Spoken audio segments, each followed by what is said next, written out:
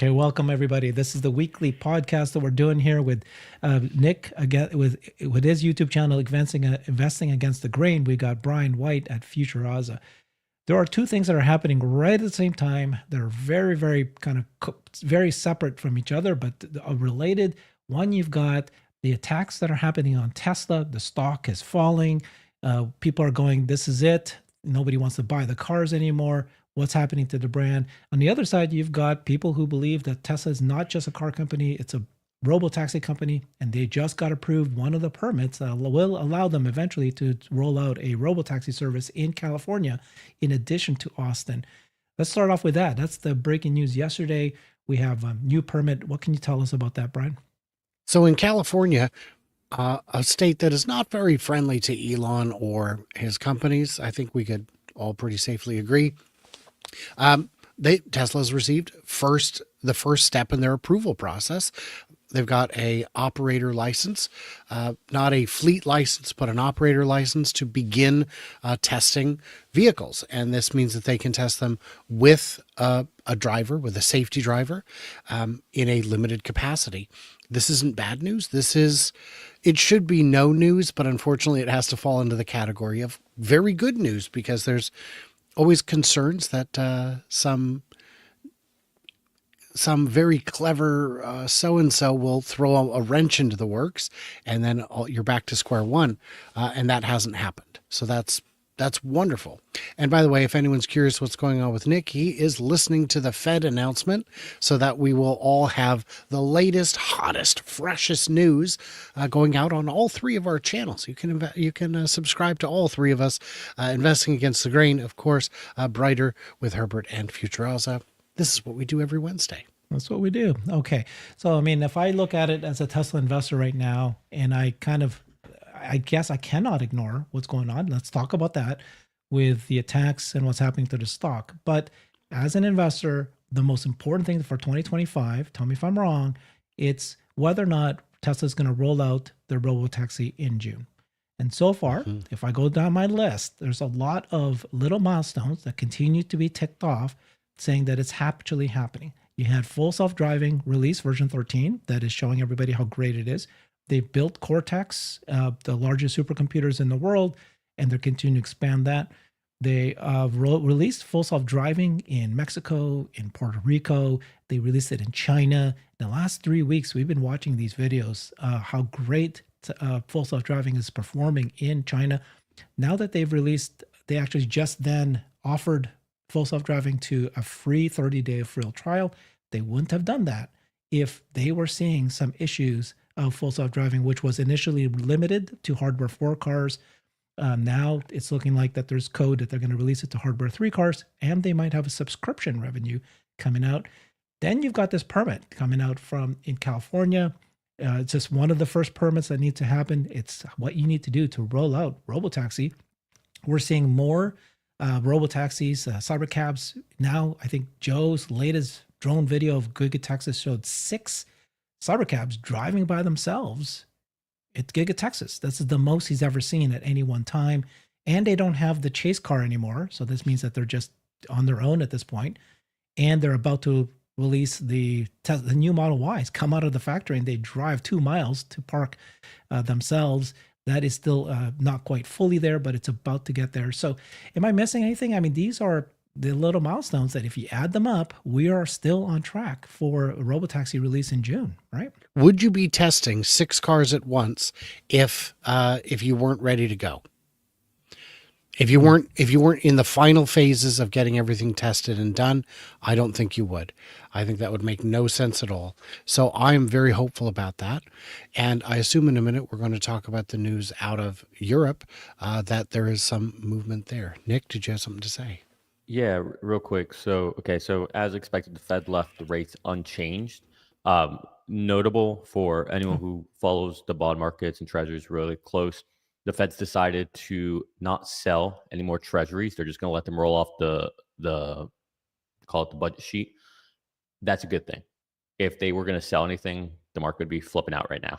So that's good. So right now, everything is more or less status quo.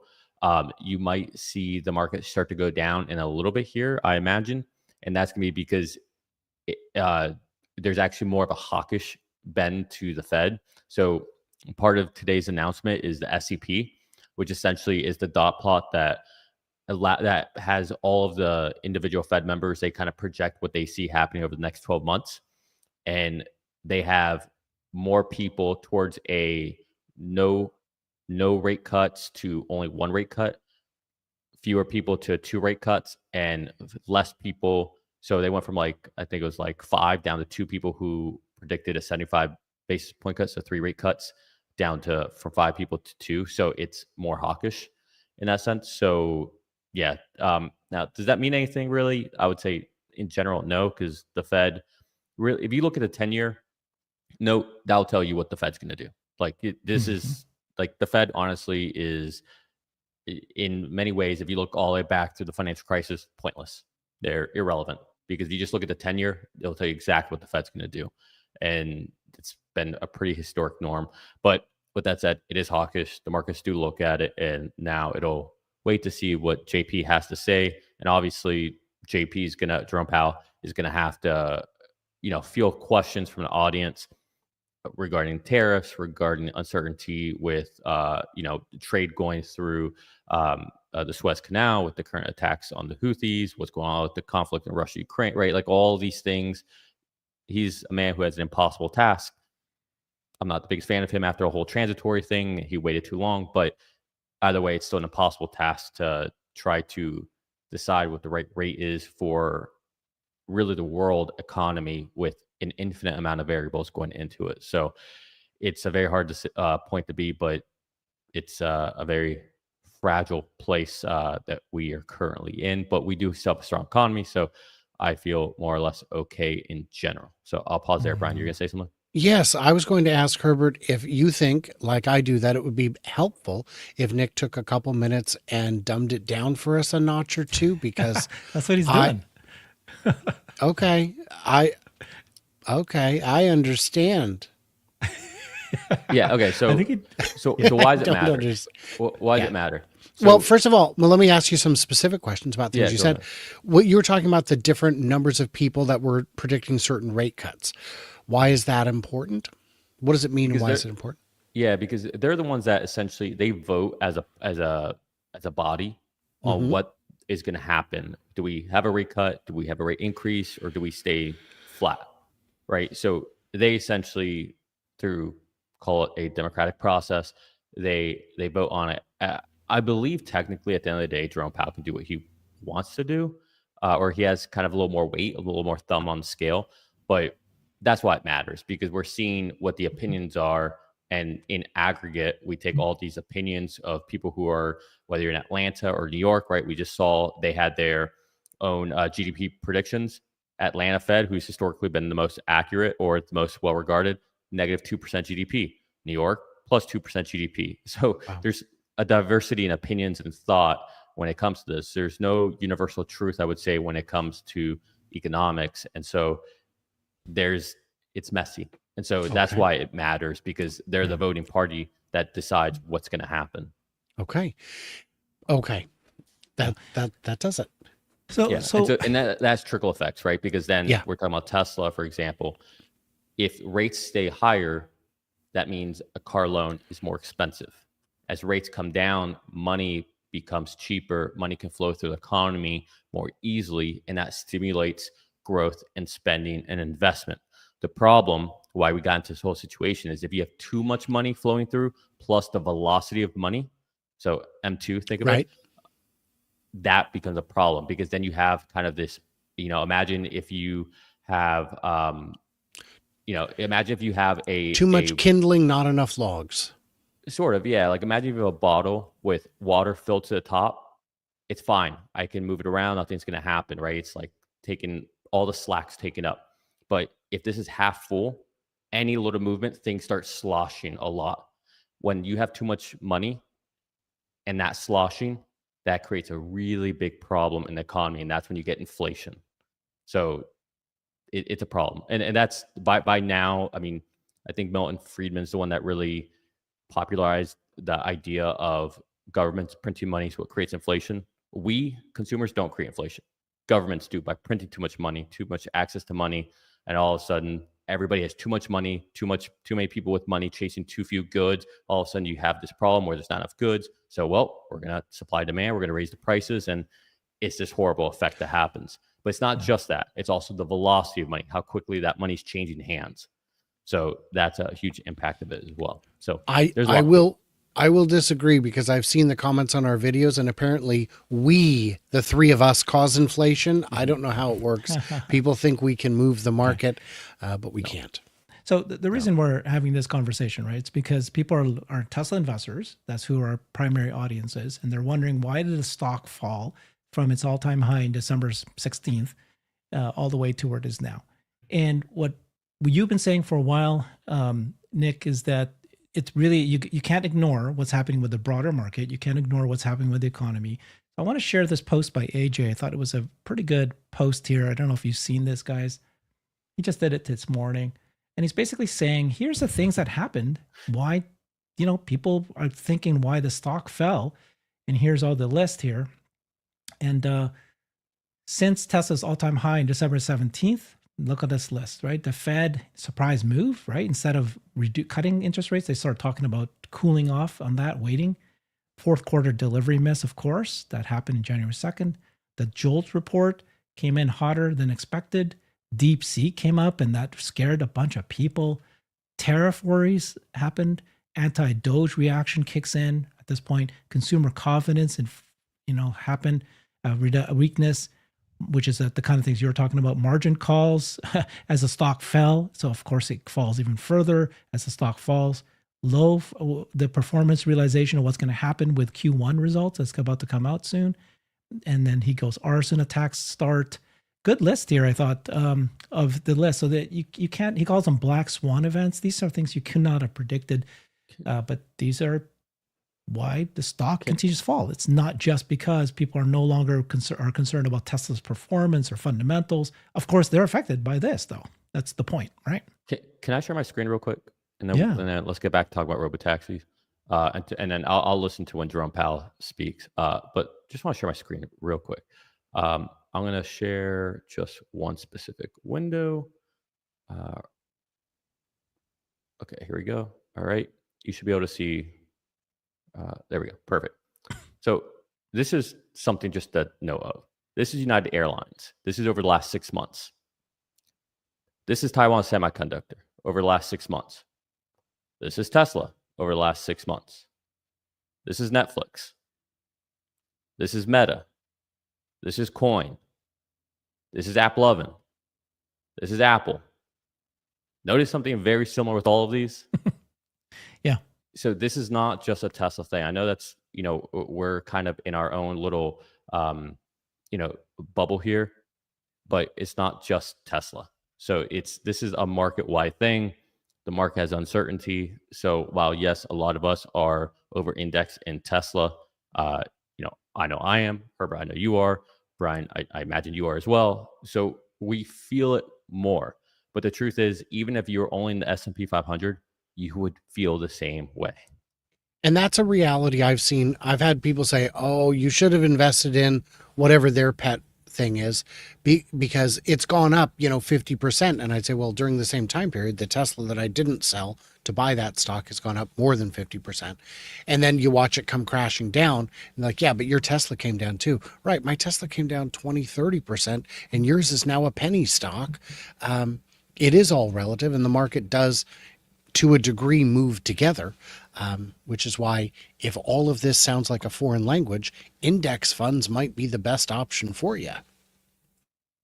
So what's going to stop the bleeding here? I know that you've explained, right? We just thought about it. Do we need the economy to turn around? Do we need to see interest rates cut? Do we need to see something has to happen to stop the attacks on Tesla? Otherwise, the sentiment of Tesla stock, regardless of what's true, what's not true, even if the sales are not being hit by the brand damage, just the perception of it. Do these things need to be addressed, or what do you guys see that's going to happen here? I'll give a quick 2 cents. Okay, so as far as the stock market for the quote unquote bleeding to stop, look, we're just at all-time highs across the board, everyone. All right. What's changed from then to now? Nothing as far as the economy goes. Nothing's changed. Now, there's uncertainty because we went through, everyone knew that the current administration wanted to put tariffs on. All right. This was known. He's campaigned about this, not a secret. Then, as he started threatening them, Canada, Mexico were doing whatever he wanted.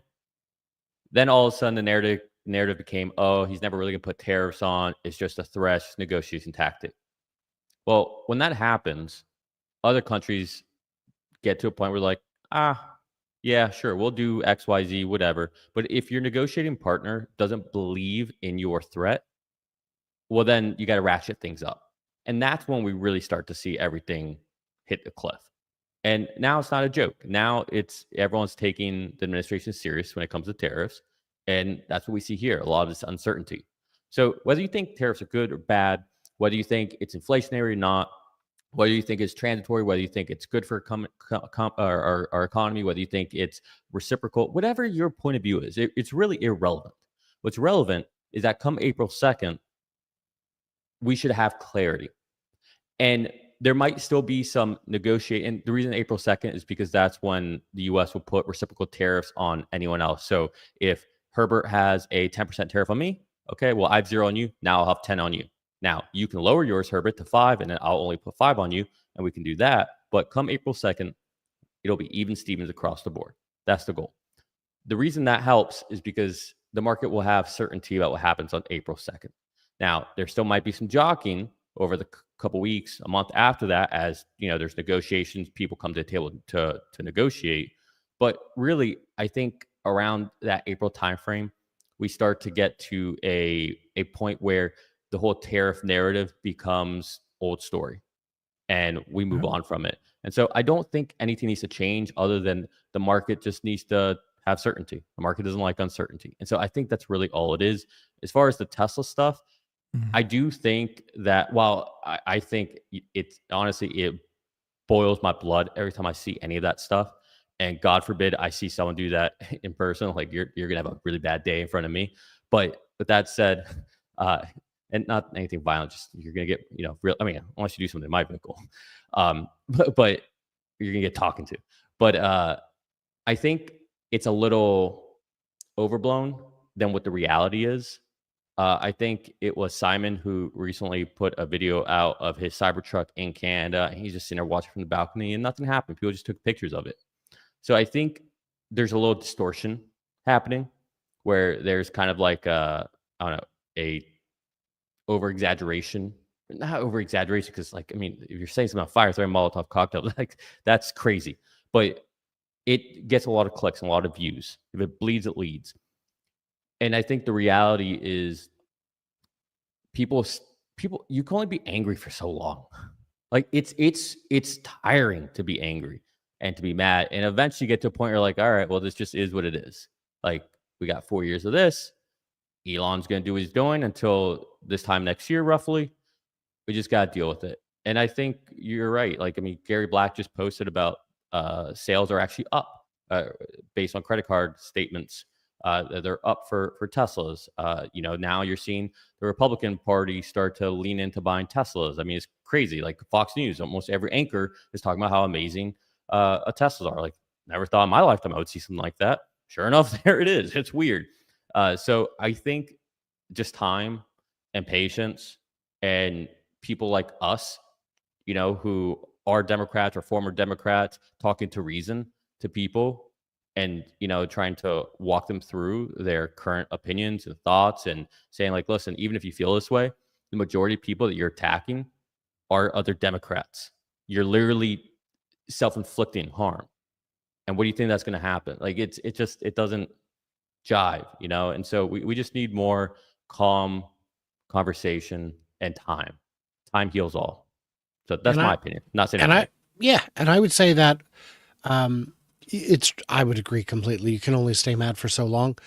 There are people, when I had my overnight test drive with the Cybertruck, who said, oh, what a joke. I can't believe you even want to take it overnight. And I said, you want to go for a ride? And they all said, yes. I filled it with people and they loved it.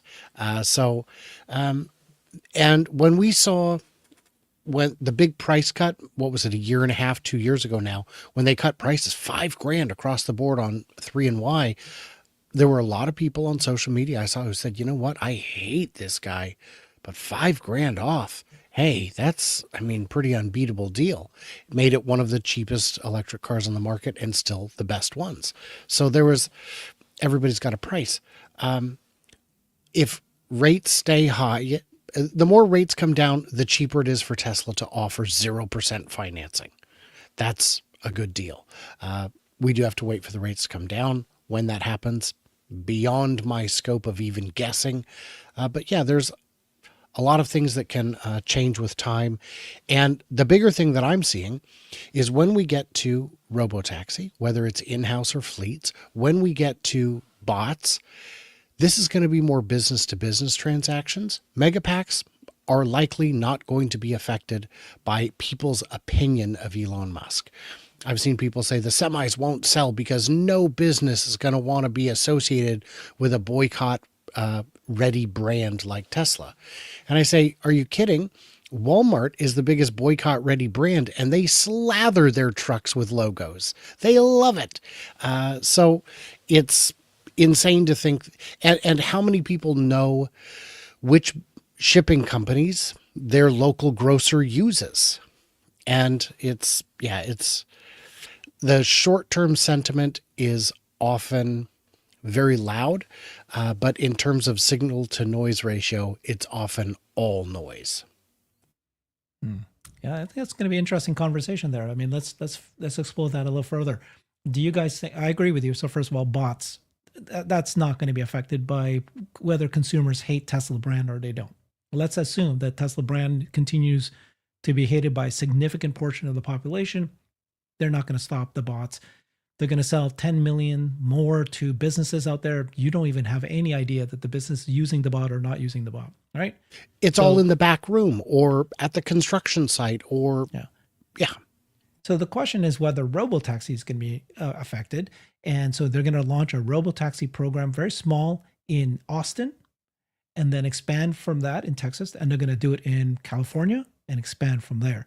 Do you guys expect that in California, because it's more people that, they might do what they're doing to Waymo, which they were doing in San Francisco to Waymo, right? There was a lot of protests of people who didn't want driverless cars, and they would put cones on the car so that the car won't know what to do.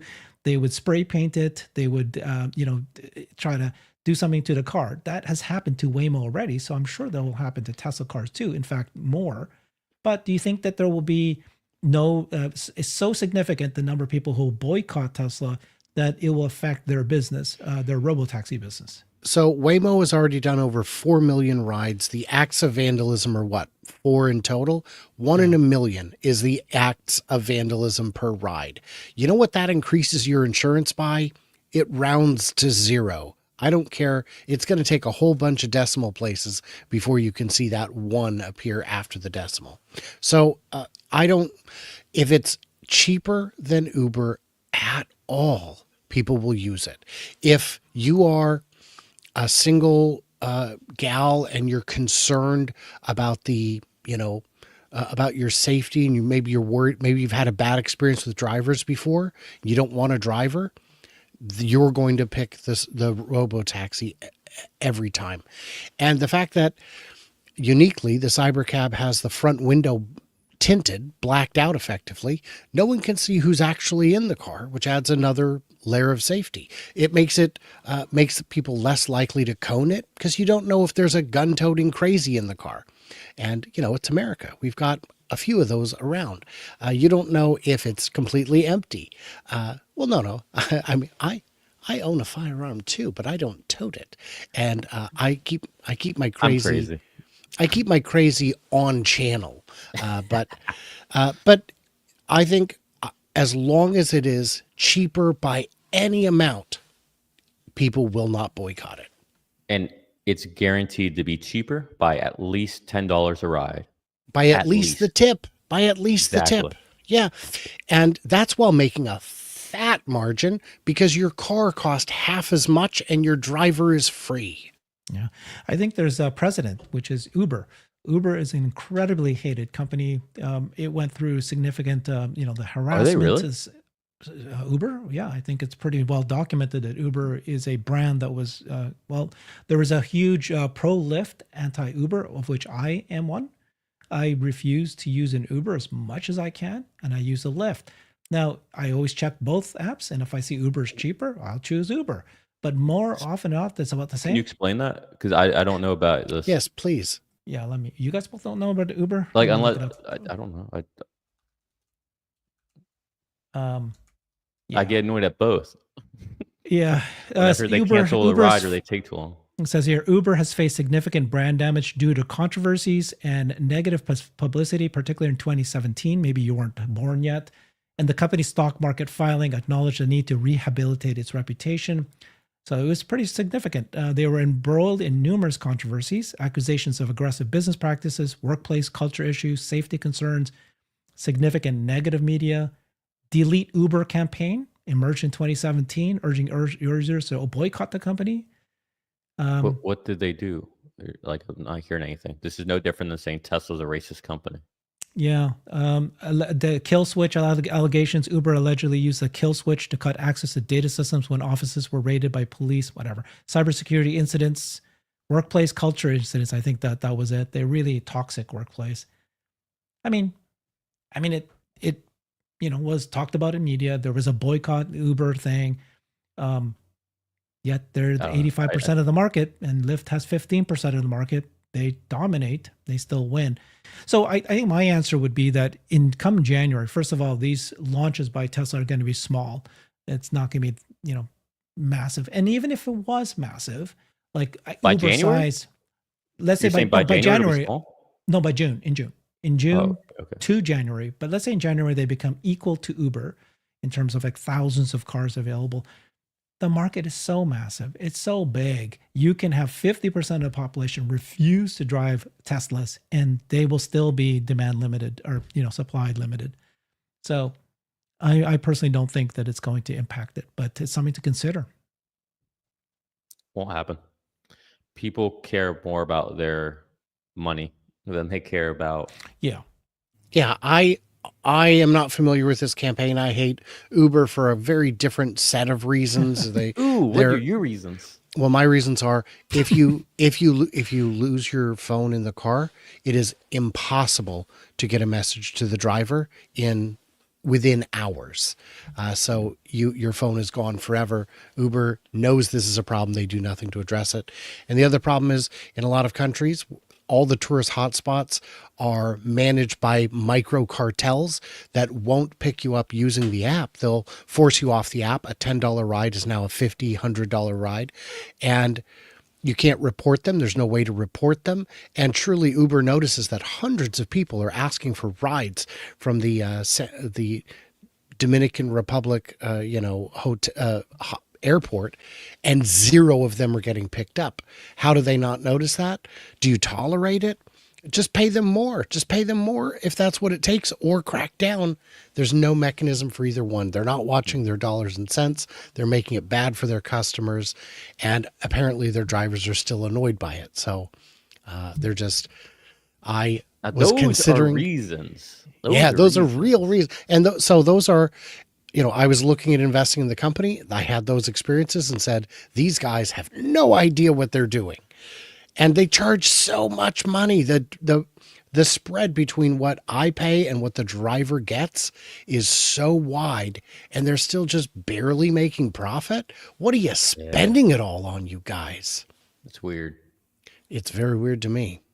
Mm-hmm.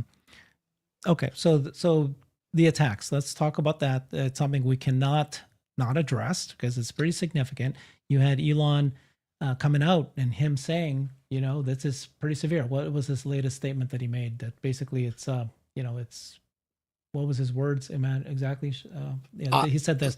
I don't understand. He said, this level of violence is insane and deeply wrong. Tesla just makes electric cars and has done nothing to deserve these evil attacks. So I think at first, at least he is aware. This level of violence is insane and deeply wrong. He knows that it's happening. And now he's coming out. He's being interviewed. and he's trying to explain and at least address it. Is this enough? It doesn't seem to be, right? Enough for what? What does Tesla need to do, or Elon, in order to tone it down? Or maybe he won't. Maybe he'll just say, doesn't matter to me. I'm just going to have to keep, what can I do? I'm just going to keep doing what I'm doing, which is, I think, what's right for the government, for the world, and humanity and so forth. And this is how I'm perceived. This is how I'm perceived. But it is impacting Tesla now. So I'm just wondering. It is absolutely impacting Tesla, and it's clear that he's aware of it. This is, I think, I don't know this for a fact, I think this is why people in positions of power like that in government tend to be separated from their positions of power within businesses, because it does create a conflict of interest. Does he put employees in danger to fulfill the other obligation? Does he soften on the other obligation to protect his business and his employees? I think we're past a perception of conflict of interest and into the realm squarely of a verified conflict of interest. But that's just my opinion. So what is the next step? Well, hopefully the next step is protesters get bored, because if they don't get bored, maybe they ratchet it up and things get worse. That's what I'm afraid of, because I participate in events, and events are starting to become a little bit alarming. And or he completes his work at Doge. That could be something that begins the healing process in people's minds. It starts the forgive and forget clock. Or the company says, maybe you should step down to CTO while this is ongoing, and let someone else be the interim. I don't know. Any of those possibilities could happen.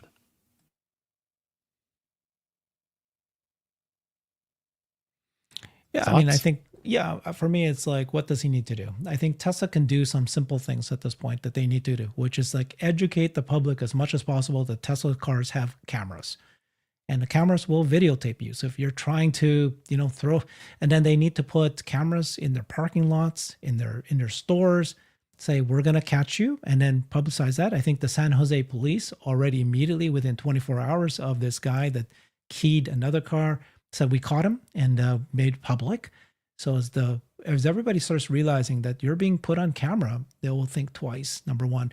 And the fires and arson is the most critical things. We need to stop that. I think both, regardless of what politics you have, it's clearly wrong to, no matter who's doing it, don't do it. And we should stand up and say, this is not what this political party believes in, is is crushing this thing.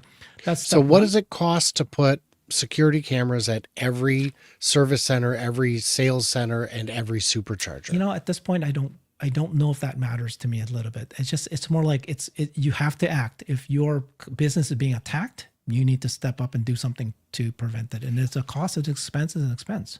I'm just thinking I would, instead of more antidote, I'd prefer less poison. I don't know. I think that there's nothing that, no matter what Elon would do, I don't think that's going to stop anything. He can come out and say, I'm sorry. I didn't mean it. That was, whatever. He can address anything. The Nazi salute, he has addressed it. Doesn't change people's opinions at this point. He doubled down on it. He didn't give people the kind of answer they were looking for.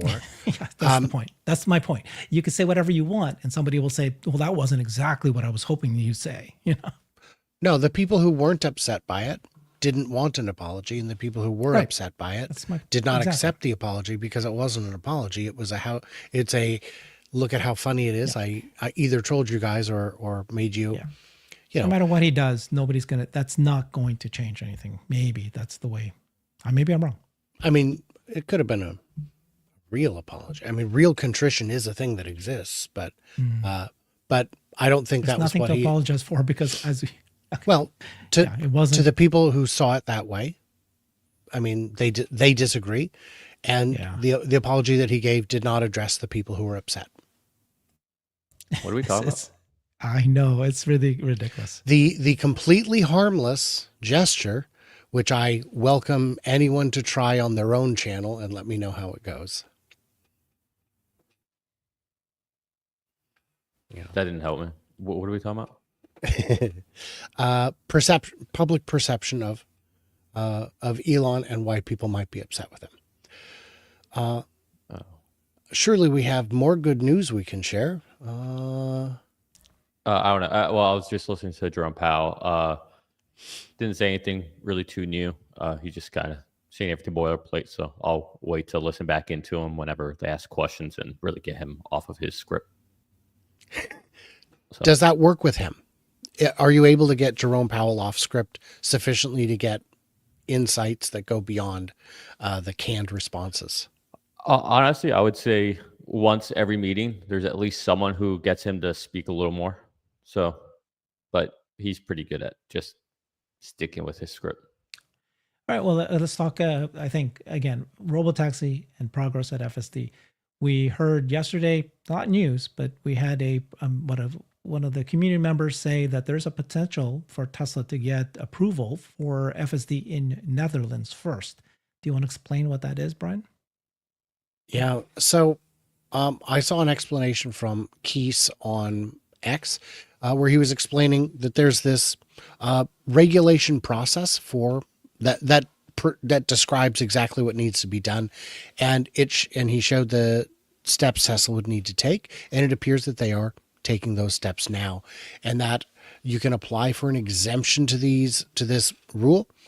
Exemptions have been granted for other clauses, so that means that as early as May, we could see the UNECE vote to or just grant them the exemption, meaning that Robotaxi would be able to roll out in the Netherlands and then later to wider Europe.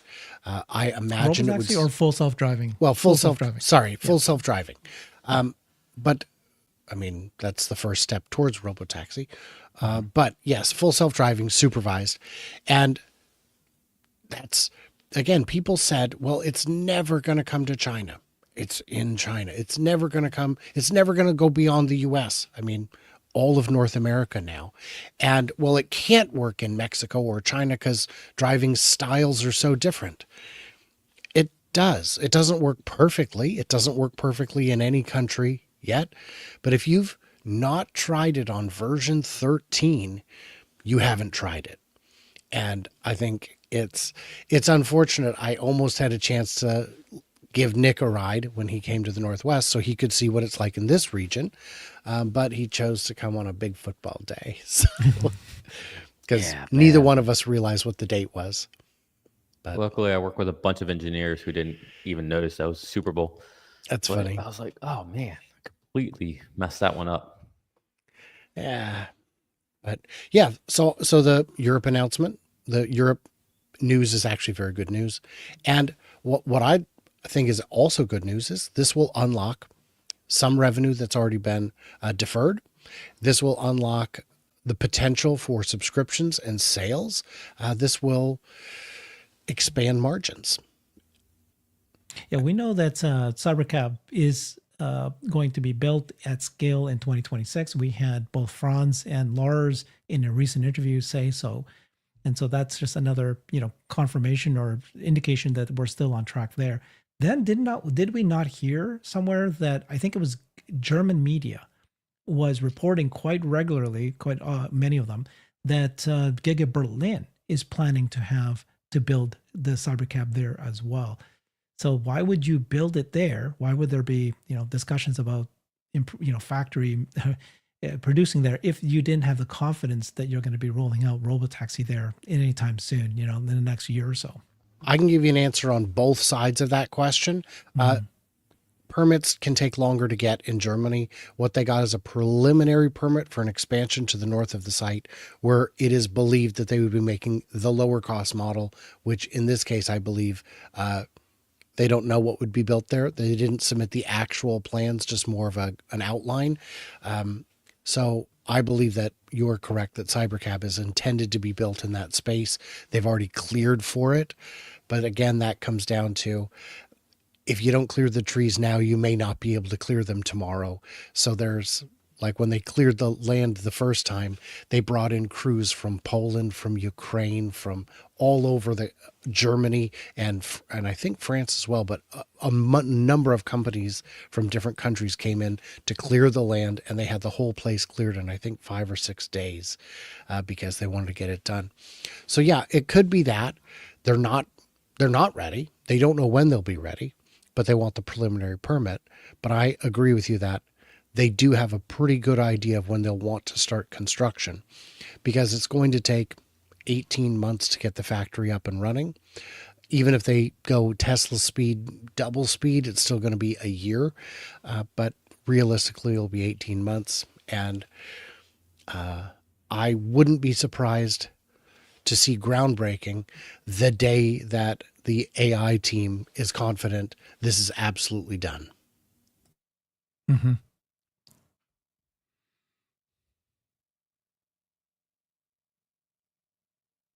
Anything else? Thoughts Surely on that, there's Nick? more. Yeah. More I good mean, I'm news. just looking at I think all the he's listening progress to with Jerome FSD. Powell. Yeah. Yeah, sorry, I'm going back and forth here. Yeah. That's all right.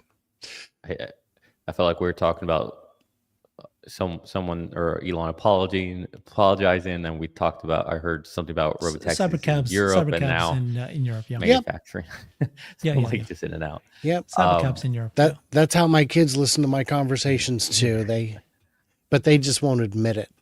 They I'll just just start calling nod. you And, daddy. Lordy. What's the next step for FSD though, right? So all these things keep piling up and they're there.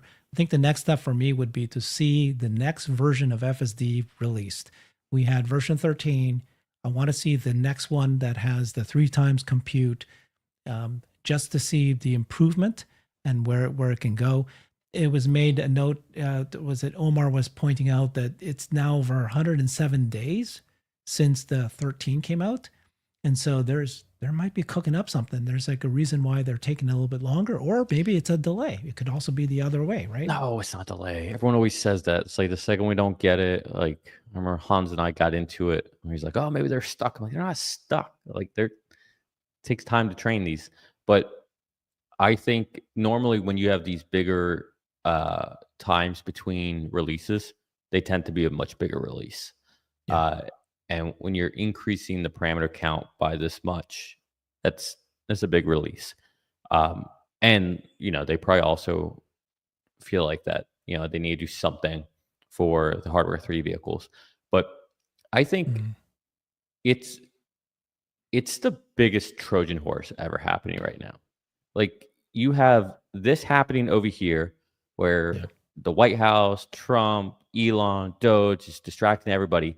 Meanwhile, over here, through the back door, we have this Trojan horse coming in where FSDs in China, in Mexico, and Puerto Rico just got their approval or their first approval out of us many in California. June's coming up. Like it's like this slow, the Europe news. Like it's like everyone's missing what's happening because we're all distracted by what's happening over here.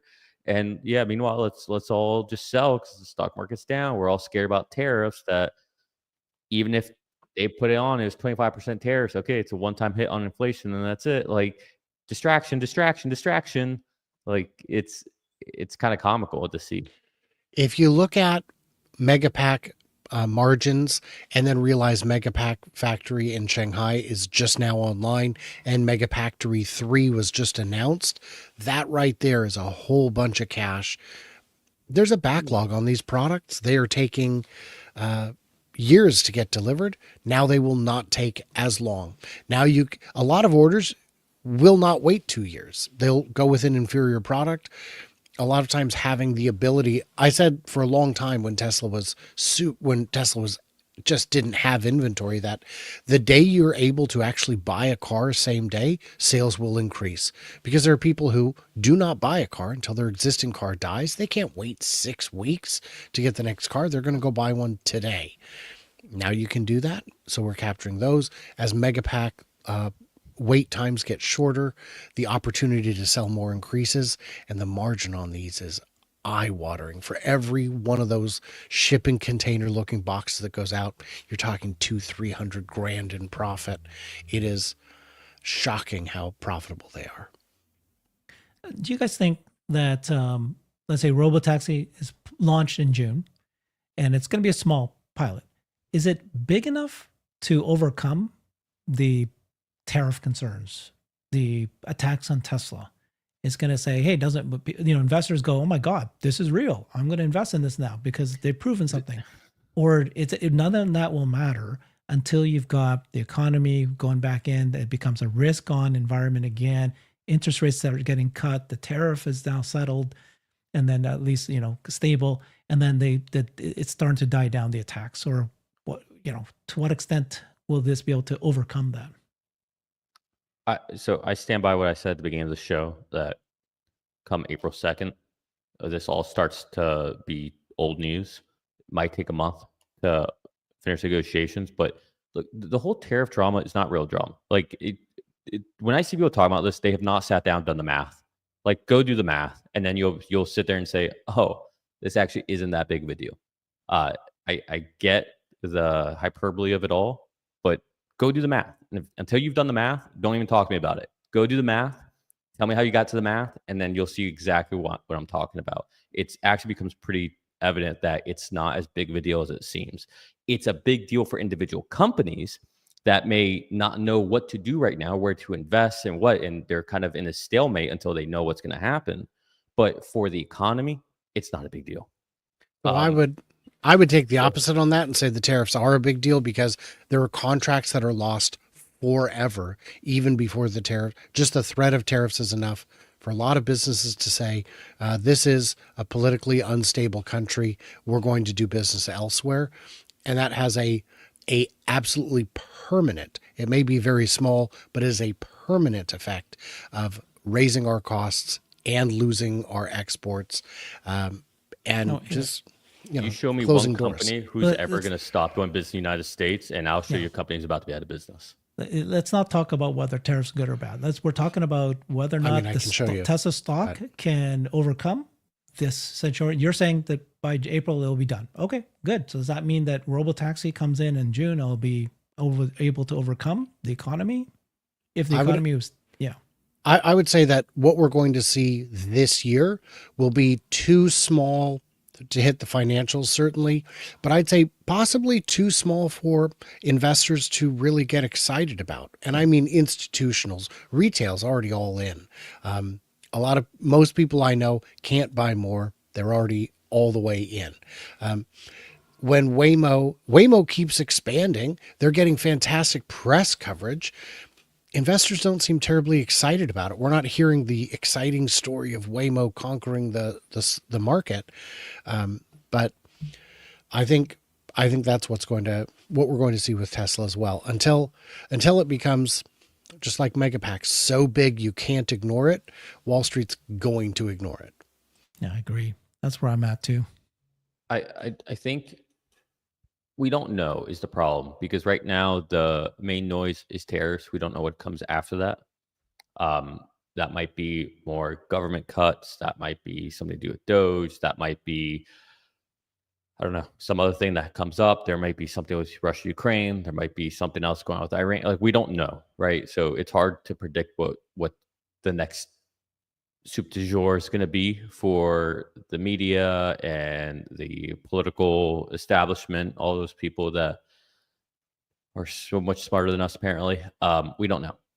What we can look forward to is, I think, what we have heard from Tesla and what's going to happen. And to me, I think that once the market's back in good footing, and assuming Tesla right now does actually launch in June, like, keep in mind, there's a huge swath of people out there, right, who keep saying that Tesla's not going to do anything in June. Like, it's smoke and mirrors. Even the Waymo ex-CEO founder, whatever he was, even he's throwing shade at Tesla, talking about faking a robot. So, like, there's lots of people who don't believe it.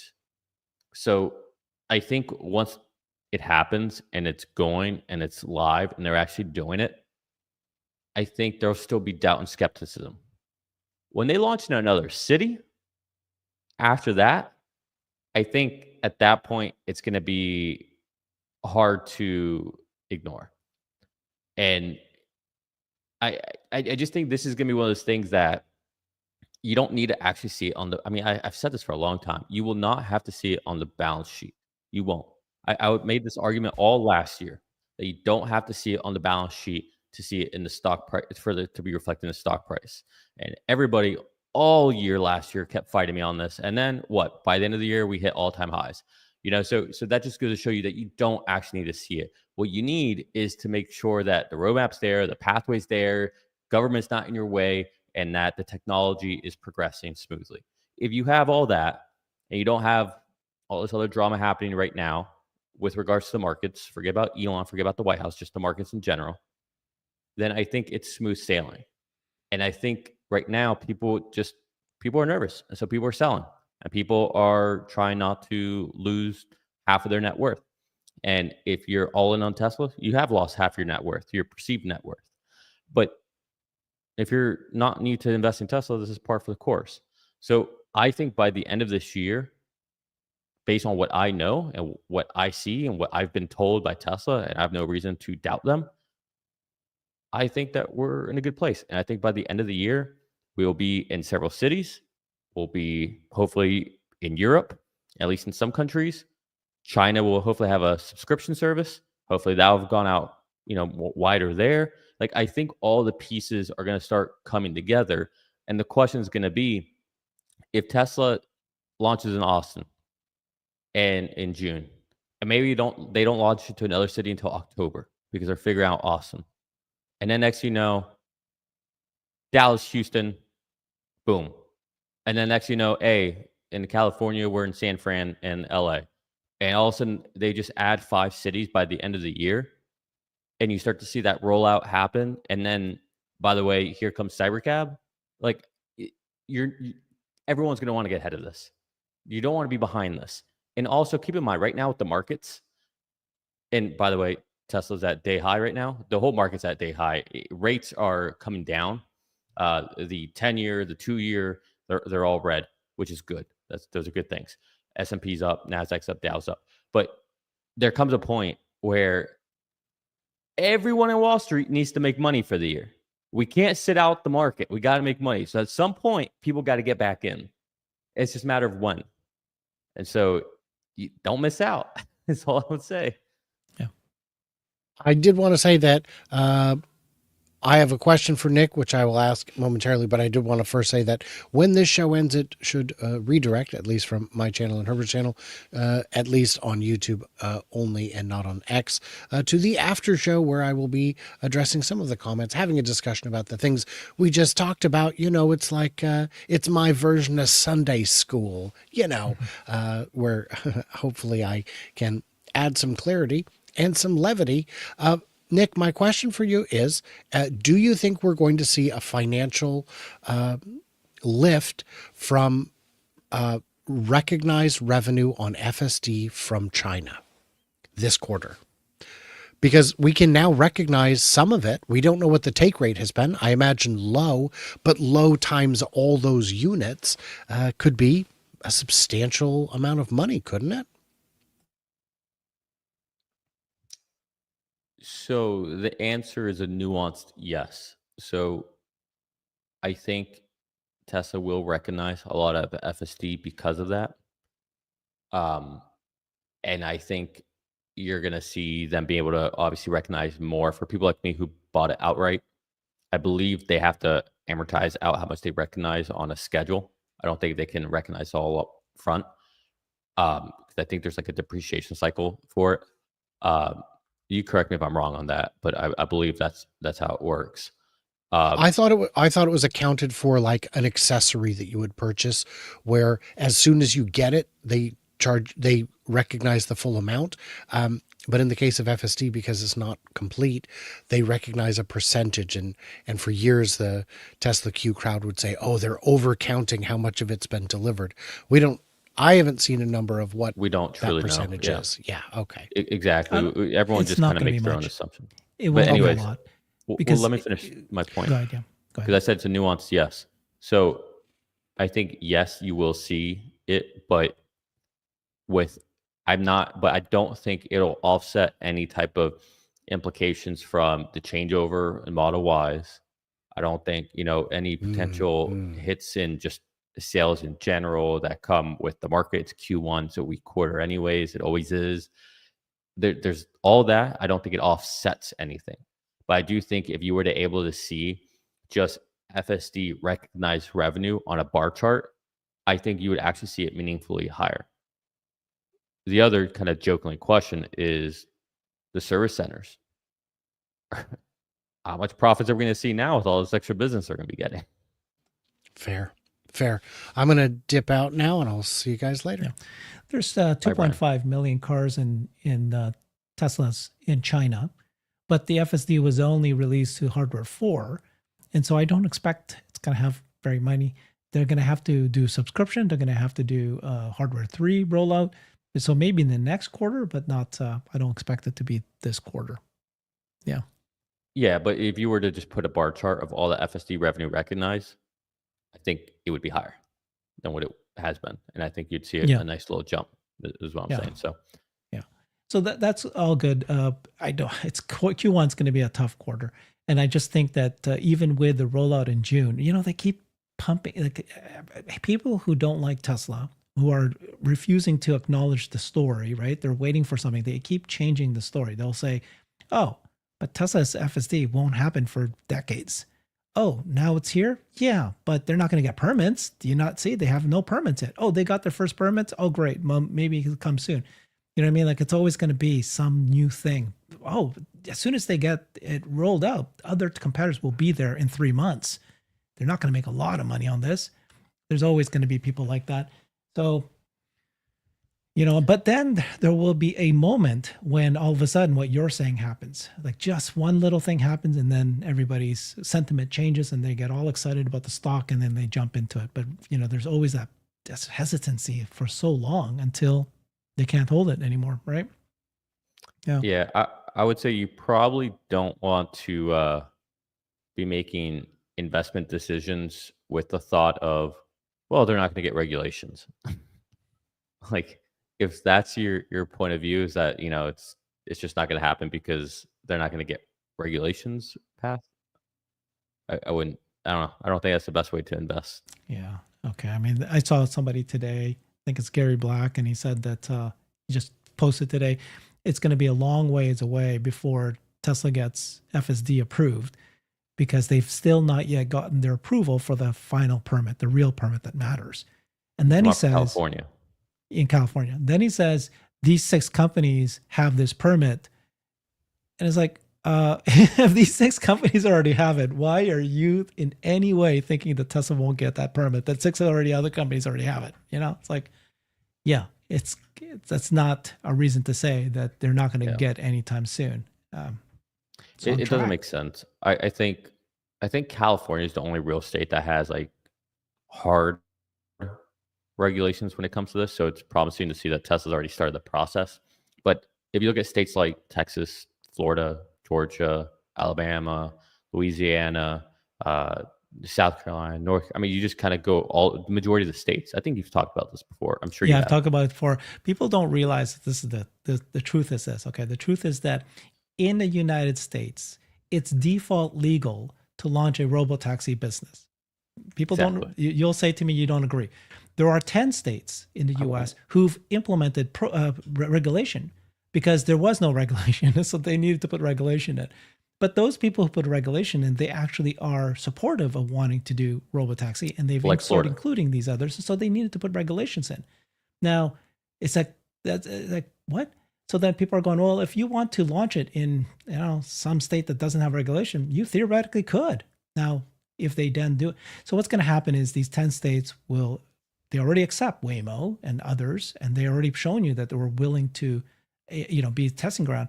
So Tesla will come in, join as that group, and they'll launch in those cities. And then eventually the other states cannot say no at this point when you have some that are doing it because the impact to the economy, right? I was just explaining that robo-trucking, for example, is so lucrative for if one state has robo-trucking approved, but the others don't, your manufacturing, your distribution is so much lower cost, you will outperform the other states that don't have robo trucking, and then you got an economic advantage.